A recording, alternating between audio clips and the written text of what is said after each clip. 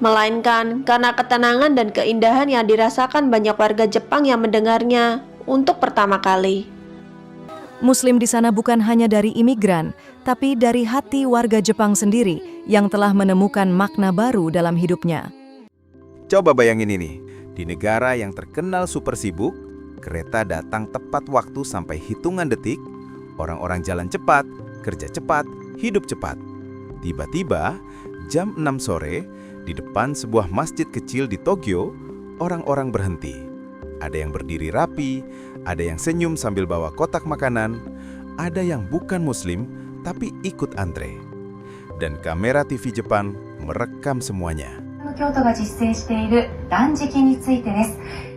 Bukan konflik, bukan keributan, bukan teror, tapi takjil.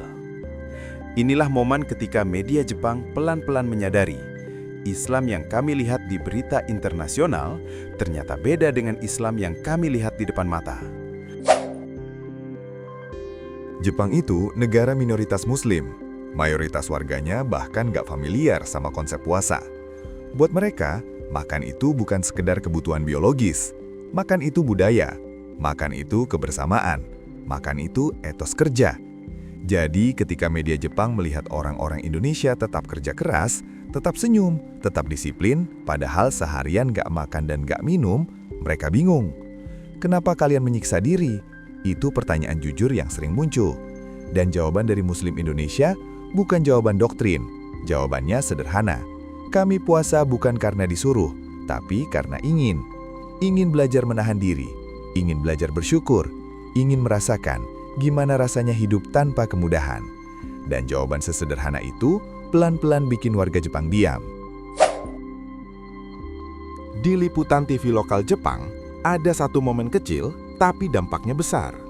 Seorang ibu Indonesia bilang, puasa itu bukan cuma soal lapar, tapi soal empati. Empati, kata yang sangat dipahami orang Jepang.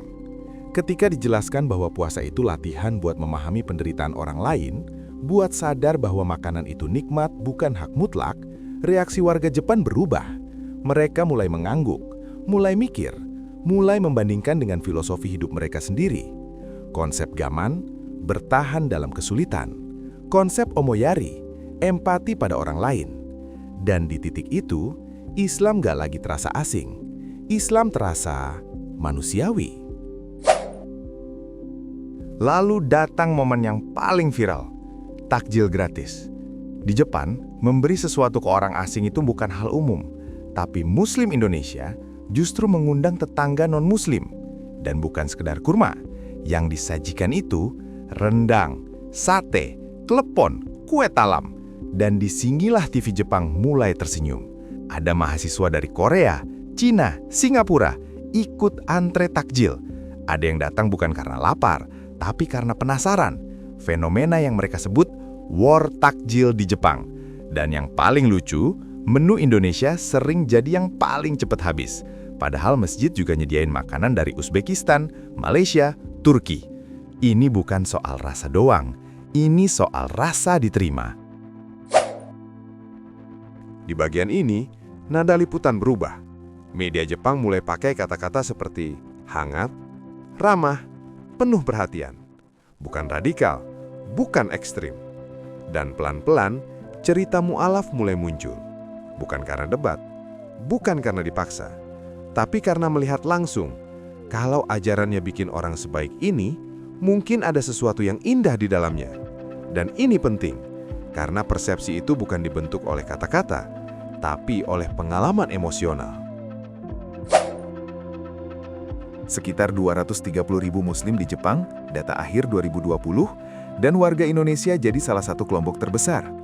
Dengan meningkatnya pekerja asing dan wisatawan, Jepang nggak punya pilihan selain belajar inklusif. Dan Islam Indonesia jadi contoh bagaimana perbedaan bisa hidup berdampingan tanpa benturan.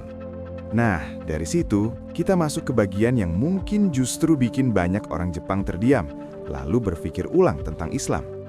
Kalau selama ini sebagian besar warga Jepang mengenal Islam dari berita internasional yang penuh konflik dan stereotip, pengalaman langsung itu membuka mata mereka bahwa Islam bisa jadi tentang kasih sayang, solidaritas, dan kepedulian sosial. Bukan cuma soal aturan ritual yang aneh atau berbeda, tapi tentang apa yang orang ini lakukan tanpa teriak-teriak. Tentang senyum sederhana saat berbagi takjil, tentang tetangga non-muslim yang diundang buka bersama, yang langsung dirasakan oleh penduduk lokal. Dan inilah fakta menariknya. Menurut studi sosiolog Jepang Profesor Hirofumi Tanada dari Universitas Waseda, populasi muslim di Jepang telah tumbuh drastis dalam beberapa dekade terakhir. Pada akhir tahun 2020, sekitar 230.000 muslim tinggal di Jepang, dan jumlah ini naik hampir 2 kali lipat dibanding 1 dekade sebelumnya. Yang menarik, dari jumlah itu, sekitar 47.000 orang adalah warga negara Jepang sendiri. Artinya, mereka bukan hanya pekerja atau mahasiswa asing, tapi orang Jepang yang memilih memeluk Islam. Ada 2 faktor utama yang mendorong fenomena ini. Pernikahan antar budaya.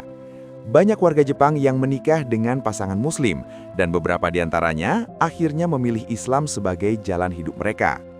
Ketertarikan atas pengalaman langsung positif. Ketika orang Jepang melihat dengan mata kepala mereka sendiri nilai-nilai seperti empati, kesabaran, solidaritas, dan kebersamaan yang selama ini mereka kenal lewat kata omoyari dan gaman dalam budaya mereka, banyak dari mereka mulai penasaran dan mendalami Islam lebih jauh. Jadi, fenomena yang kita lihat di liputan TV Jepang ini bukan cuma soal angka, tapi soal transformasi hati yang nyata. Dari tidak tahu, lalu penasaran, hingga akhirnya ada yang memilih jadi muslim. Sekarang kita tarik ke psikologi.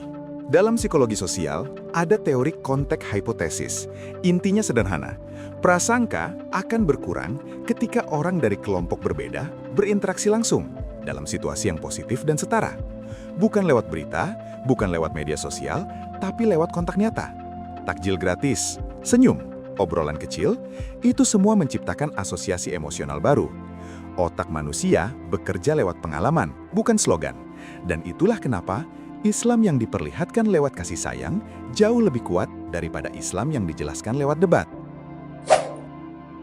Kisah ini bukan soal Jepang, bukan soal media, bukan soal viral, tapi soal kita. Bahwa kebaikan kecil, kalau dilakukan konsisten, bisa mengubah cara dunia melihat sesuatu.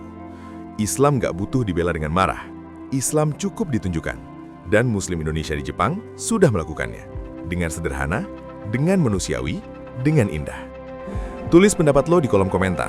Jangan lupa like, share ke teman-teman lo, dan jangan lupa subscribe. Sampai jumpa Ngomong Negara berikutnya. Tulis pendapat lo di kolom komentar. Jangan lupa like, share ke teman-teman lo, dan jangan lupa subscribe. Sampai jumpa di Ngomong Negara berikutnya.